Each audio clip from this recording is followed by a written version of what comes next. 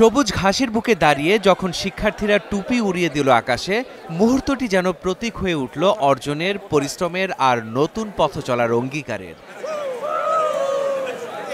১৭তম সমাবর্তনে ব্র্যাক বিশ্ববিদ্যালয়ের শিক্ষার্থীরা জানালেন, সময় এখন এগিয়ে যাওয়ার, স্ব-স্ব-ক্ষেত্রে নিজেকে প্রতিষ্ঠিত করার।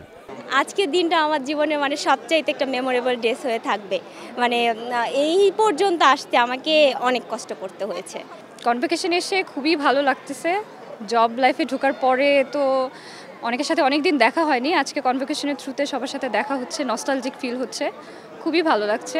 ব্র্যাক ইউনিভার্সিটি আমাদেরকে সবসময় দেশকে এগিয়ে নিয়ে যাওয়ার জন্য সবসময় অনুপ্রাণ কীভাবে কাজ করতে হবে এই ব্যাপারে সবসময় দিক নির্দেশনা দিয়ে গেছে এবং আমারও ইচ্ছা আমি যেন দেশের কাজে আসতে পারি, এমন কোনো কাজই যেন আমি করি। আমাদের জেনারেশন থেকে একটা ইয়াং ট্যালেন্টস অথবা কেউ যদি বাংলাদেশকে লিড করতে পারে, আমাদের দিক থেকে অবশ্যই সেটা ভালো হবে।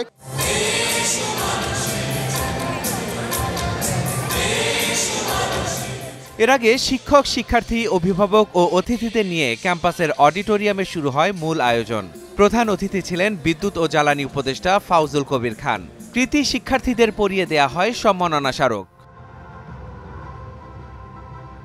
জ্বালানি উপদেষ্টা বলেন, গণঅভ্যুত্থানের নতুন যুগের সূচনা হয়েছে। দেশকে বদলাতে হলে তরুণদেরই এগিয়ে আসতে হবে। তাই পেশা হিসেবে রাজনীতিকে বেছে নিতে তরুণদের আহ্বান জানান তিনি। জুলাই শহীদদের আত্মত্যাগকে যদি আমরা ধরে রাখতে চাই, আমাদের তরুণদের দেশ গঠনে এগিয়ে আসতে হবে। তাই ক্যারিয়ার হিসেবে রাজনীতিকেও বিবেচনায় রাখতে হবে। ডক্টর ইউনূসের মতো আরও নতুন নোবেল লরিয়েট তৈরি করতে হবে। সমাবর্তনের প্রথম দিনের আয়োজনের ইতি টানেন বিশ্ববিদ্যালয়ের উপাচার্য প্রফেসর সৈয়দ ফারহাদ আনোয়ার। শিক্ষার্থীদের নিজ নিজ ক্ষেত্রে অবদান রাখার উপদেশ দেন তিনি।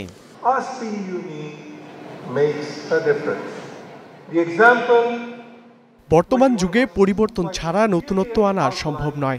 যে পরিবর্তন এসেছে তাকে ধরে রাখতে আরও পরিশ্রম করতে হবে। সমাজের সবাইকে নিয়ে দেশ গঠনে এগিয়ে আসতে হবে।